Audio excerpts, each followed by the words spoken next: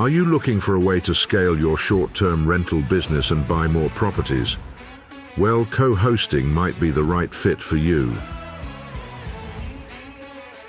Welcome to the Co-Host Coach podcast with Joe Roney. This episode of the Co-Host Coach is brought to you by Savvy STR Agents. If you're looking to buy a short-term rental, then contact the STR Savvy Agent team at savvy.realty. Hey guys, welcome to another episode of the Co-Host Coach. I am Joe Roney, and I have a fellow co-host here. I am super excited to have on the show Jeremy Udovich with Sheboygan Vacation Rentals. Welcome to the show. And thank you. Thanks for having me.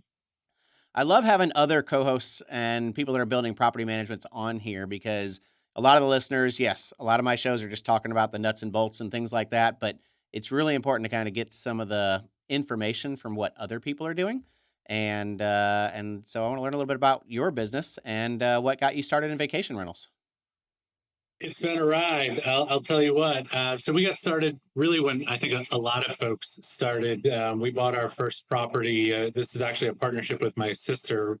We started in December of 2021 with our first acquisition. The idea was sort of, the trajectory for the retirement that I think we were all hoping for. It was a little flatter than what we were hoping. So we thought maybe owning a piece of real estate would be the right answer. And we got in with a great rate and a great property. Took it live in March of 2022, had really an incredible summer, so far outpaced what we thought was possible. I think it was about August of 22, our neighbor across the street, who we had gotten to know really well, said, "Hey, we're thinking about moving out to a farm. Would you be interested in our house?" And we looked at it. The price was right.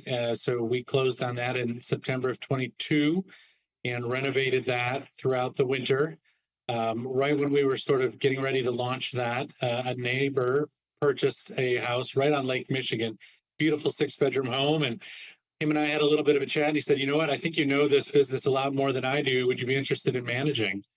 And I said, "Well, sure. Why not? We were doing it with one. We're about to do it with two. What's three?"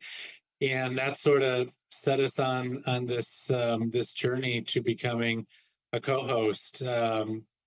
Today it's perpetuated. We've acquired 3 additional properties since then, and we co-host for an additional 9. So we have 16 total properties in our portfolio that we oversee in about 3 years' time. That's awesome. That's awesome. So give me a breakdown of your team. So obviously you said it started with you and your sister, but obviously you're not managing 16, just the two of you. What does your team look like at this point? And I wish the team was a lot bigger.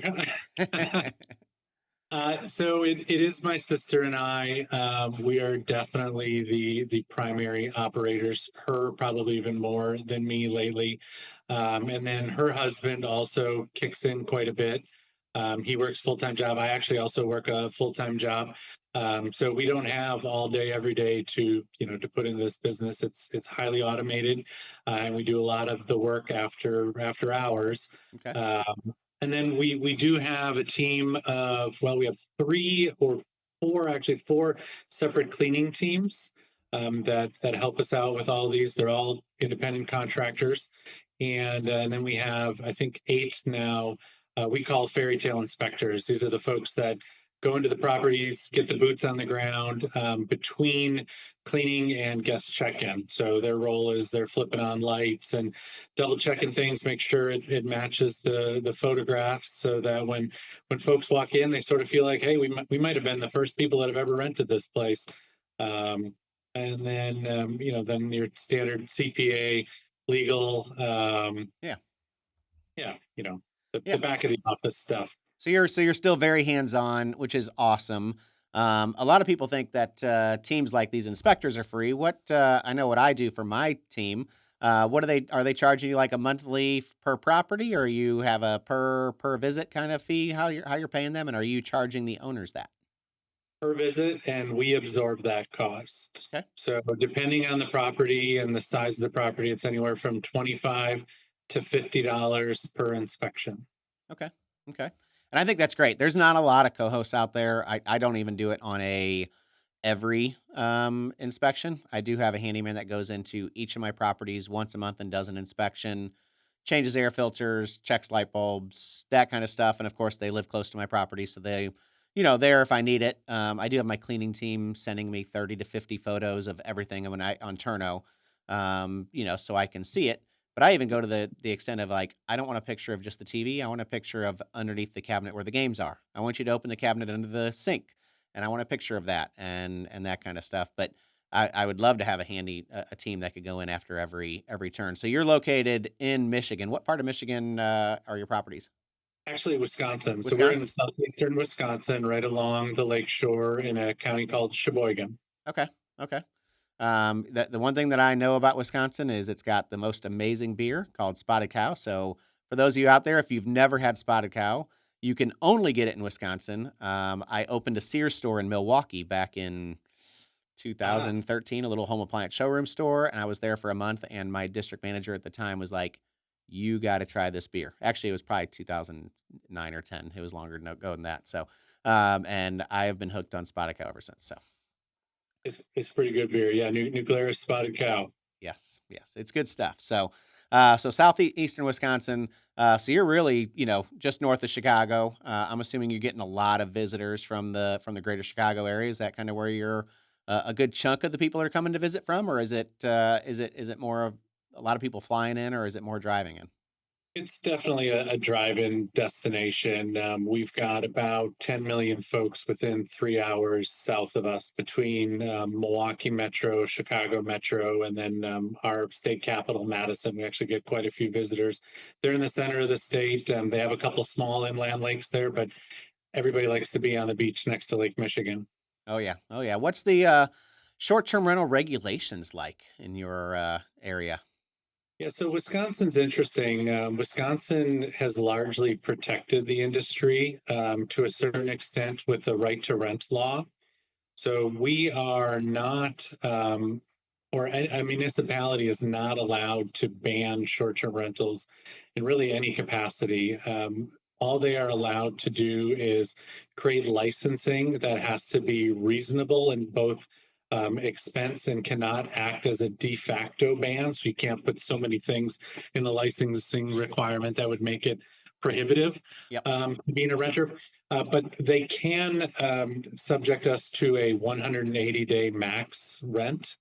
So you can only rent up to 180 days. And they could, in some municipalities, they do this where they say you can short-term rent, but actually not less than 6 nights. So it has to be a week to 29 days. Okay. Okay. And your area is not that. We do not have that in Sheboygan County. Okay, great. I mean, the lake is amazing up there. I've been to the lake up there, and it truly is an amazing place. So we know that your summers are busy. What does the off season look like? Yeah, thank goodness for hot tubs. Yeah, it's definitely a very seasonal market, and I would say it's probably not for everybody because of that. So, the getting's good when the getting's good, but it is, all hands on deck, and then it, sort of feels like crickets for the other 6, 7 months of the year. There's still definitely, because we're a drive-in destination, it's still on folks' radar for shorter stays. If you have a hot tub, there's still enough folks that are interested in driving up for a place to stay in the right property. It still has to be unique. It either has to be absolutely one of the largest ones in the market because it's a big group traveling, or just a really cool, unique place to be in the fall, winter, spring. Again, usually has a hot tub or a sauna of some sort. Yeah, yeah. I mean, I definitely can see that. Has anybody come in and really decorated to make some super properties up there, like fully decked out game rooms, saunas, hot tubs? Have you seen any of that Oh, in yeah. your Oh, area? yeah. Yeah. There's a few folks around that have bought some real big properties and converted those even to what, we would call a super property, and then a handful of smaller ones. I mean, I think there's more than a few of us that understand, like, look, I mean, this has got to look a little bit better, nicer, more unique than what they live in on a day-to-day basis, Yep. or you're just going to blend in with the rest. So you might get, I like, I think it's Sean Moore, his term of you get your fair share, right, by just opening your doors. Yep. But if you want to get the unfair share, that takes a special place, special location, and some keen eye to design and amenities. Yeah. No, I think that's great. So obviously you've grown really quickly, with the properties that you own and co-hosted. It's 16 total, right? Is what you said. What are you thinking? What's next for you?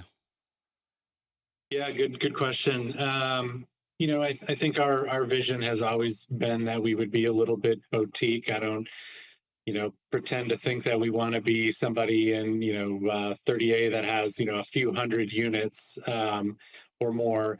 I think somewhere in that 20 to 30 range where we can over time start to be a little bit more particular of who we want to work with. I love every one of our clients today. I mean, they were willing to custom curate their house and go the extra mile and do the right thing. So I think our portfolio is very, very attractive. But there are some select houses right on Lake Michigan that I think would do really, really well with the right management. So we would like to target those and maybe make that the next 5 or 10.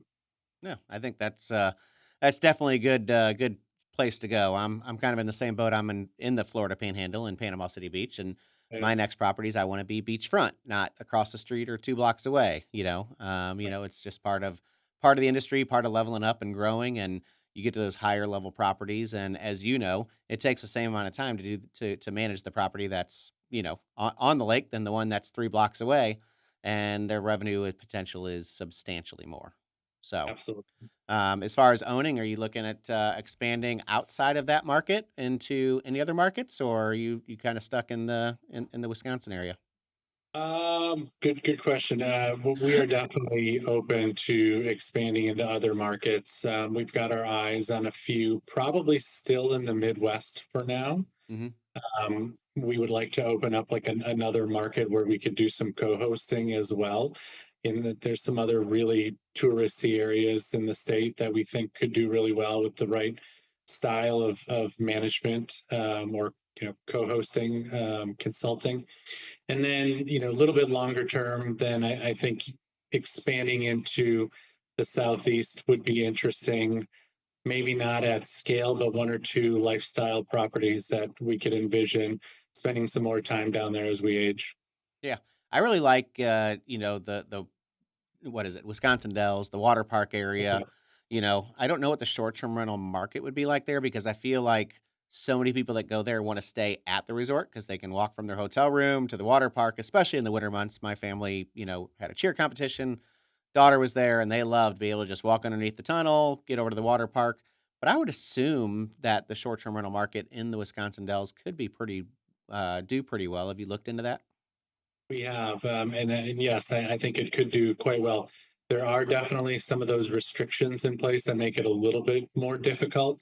Not everybody wants to go to the Dells for 7 days. Hmm. They'd like to be there for 3 or 4 days at most. So if you want to be like right where the action is, that seems to be quite restricted.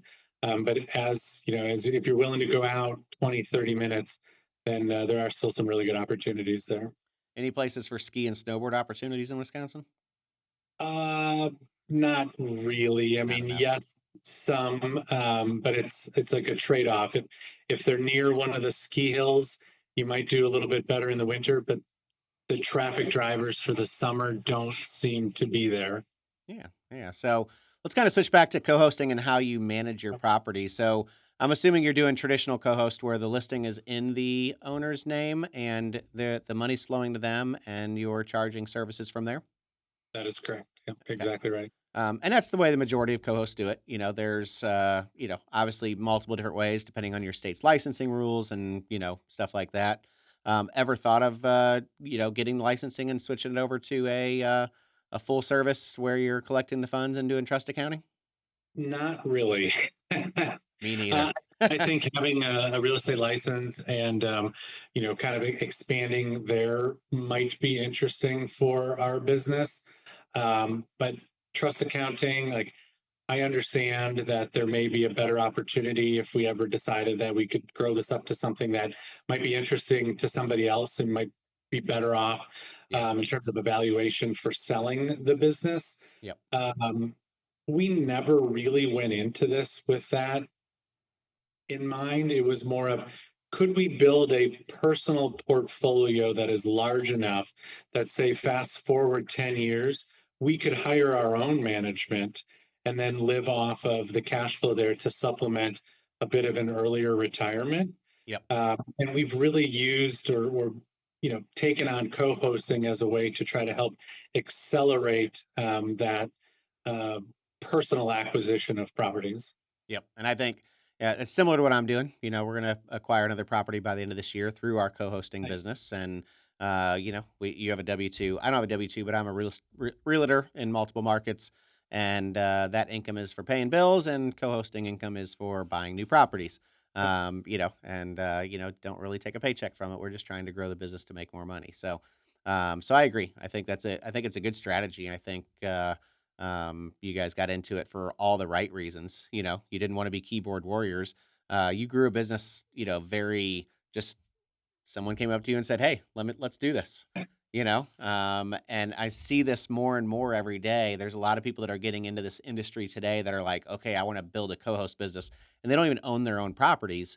They want to be keyboard warriors. What are your thoughts on the co-hosting industry in general, and the direction that it's going? Because it's obviously grown over the last couple of years. Yes, it certainly has. I mean, I think the opportunity is still really fantastic. There's definitely advantages to owning your own properties. You don't really get a good feel, I don't think, of what it's like to be in this business and understand what your clients might be going through Yep. without having had some of those responsibilities yourself. So with our personal properties, we pay our co-hosting business also. So we really do have a sense of not only what is it like to own and kind of operate or have these assets, but also to like pay to have them managed. You gotta be careful, especially when you're underwriting, because the co-host fees can add up in a hurry. And we're all about cash on cash returns. I don't know if that'll continue to be our motivation in the future as interest rates seem to continue to want to increase again. We may have to evolve there a little bit, but having that experience on both sides, I think is really really valuable. Regarding the industry itself, I still think there are a ton of people that got in right around when we did because it was sort of easy back then. They had really great interest rates. These were commercial loans, though, and their 5-year periods are starting to get to that point where they're going to reset from maybe a 3-4% interest rate to potentially 6-7 or 8%. And it was just easy, so they didn't get real serious about it. Well, now they're either going to have to get real serious about it or think about selling. So it's going to provide an opportunity for asset acquisition and the opportunity to help these folks reset their properties and get them set on a better path. So I think co-hosting is a great industry to be in right now. Yeah, I agree. And I will tell you on real estate acquisition, I personally think the next 6 months are going to be six of the best months to ever jump into this industry. We're starting to see not prices come down a ton, but we're getting a lot more concessions. We're getting seller credits. We're getting properties under value. And at the end of the day, there's still a housing shortage in the United States. So we're not going to see this collapse that everybody keeps talking about, that we're going to see a housing collapse. You can't have a housing collapse when your demand is 5 million people that need a home today. And there isn't enough housing for them.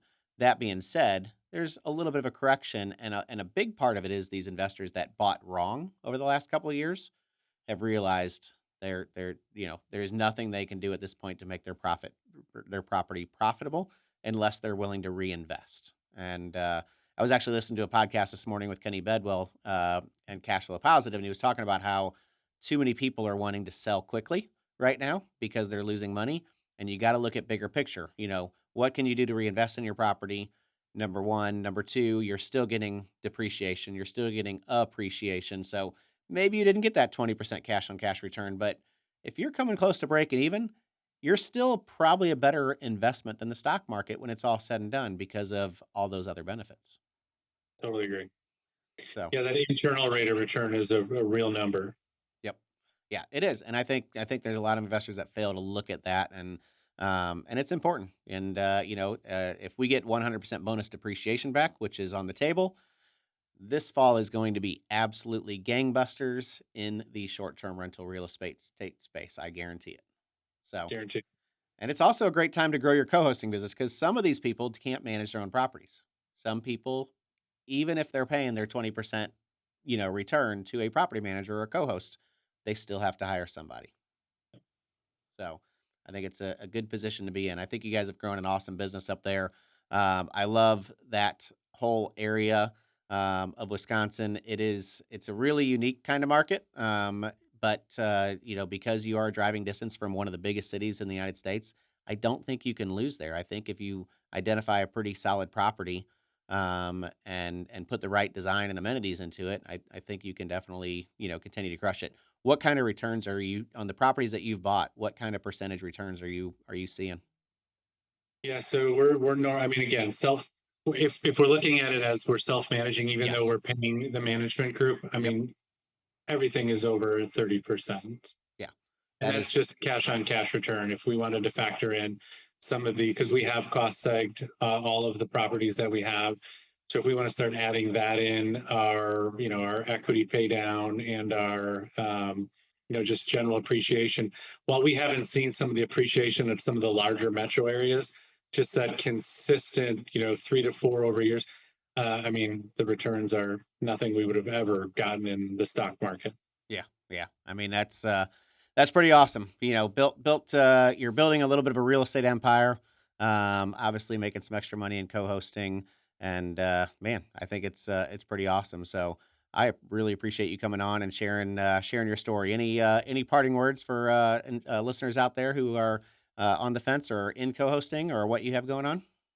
Yeah, I would just say though, sometimes this business gets really, really tough. Mentally, your pants are on fire. They feel like they're on fire a lot. Stay the course. Don't, the only time you lose is when you quit. I think in most cases, folks that get out and end up selling, they've got a bit of regret. Yep. Don't put yourself in that boat. Yeah, no, I agree. I agree. And on the co-hosting side of it, not everything is sunshines and rainbows either. There's my next episode that I'll be shooting after we're done here is talking about my worst guest or not guest. The guest was actually not bad. Worst experience that I've ever had where the guest showed up with a house infested with roaches because we had a sewer backup on the house next door. And so we're going to talk a little bit about what that looked like, my conversations with the owners, and I literally, before we jumped on this, just had to cancel the most recent guest that was supposed to check in today because I had my pesticide company and cleaning company go back and double check, and there was still a handful of roaches, and I made sure to let the guest know, I can offer you a big discount if you want to stay, or I can give you a full refund. They obviously took the full refund and found another place. It sucks for us. It sucks for the owners.